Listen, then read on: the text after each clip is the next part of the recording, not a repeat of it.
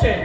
মানুষ যখন আতঙ্কিত, মানুষকে আতঙ্কিত ওরাই করেছে তৃণমূল বিজেপি মিলে, সেই সময় তারা চুপি সারে ওয়াকফ আইনগুলোকে একটা একটা করে মেনে নেওয়ার চেষ্টা করছে, মেনে নিতে শুরু করে দিয়েছে।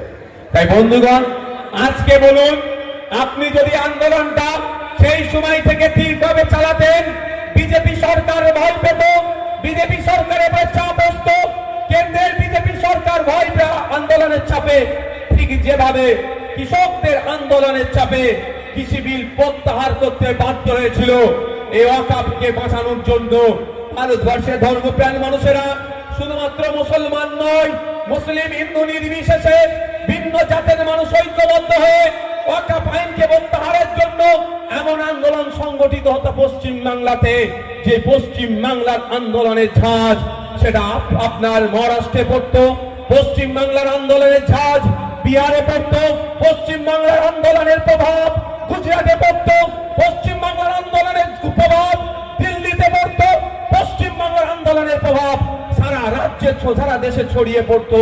বিজেপি সরকার চাপে পড়ে বাধ্য হতো এই আইনকে প্রত্যাহার করতে, ঠিক যেভাবে যেভাবে আপনার ফার্মার্স বিলকে প্রত্যাহার করেছে চাপে পড়ে, এটাকেও বাধ্য হতো চাপে পড়ে প্রত্যাহার করতে।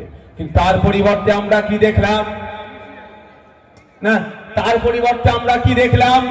এই মমতা ব্যানার্জি আপনাকে আমাকে প্রথমে হুমকি দিল, যদিও এই হুমকিতে আমরা ভয় পাইনি, হুমকির বিরুদ্ধে আমরা লড়াই করে গিয়েছি।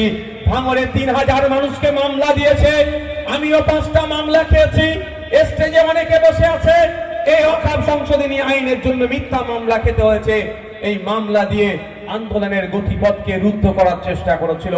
তখন মনে এত পাপ ছিল, আপনারা সহজ সরল মানুষ বুঝতে পারেননি।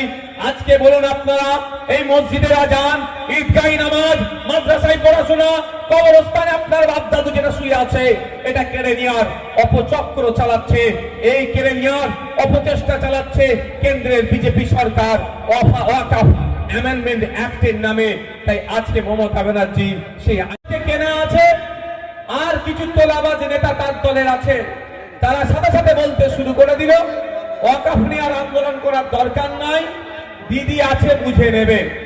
সহজ সরল ধর্মপ্রাণ মানুষেরা ওই মলি সাহেবদের কথায়, ওই ইমাম সাহেবদের কথায়, ওই কিছু দুর্নীতিগ্রস্ত নেতাদের কথাকে ভরসা করে ওয়াকফ আন্দোলনকে তারা বন্ধ করে দিল।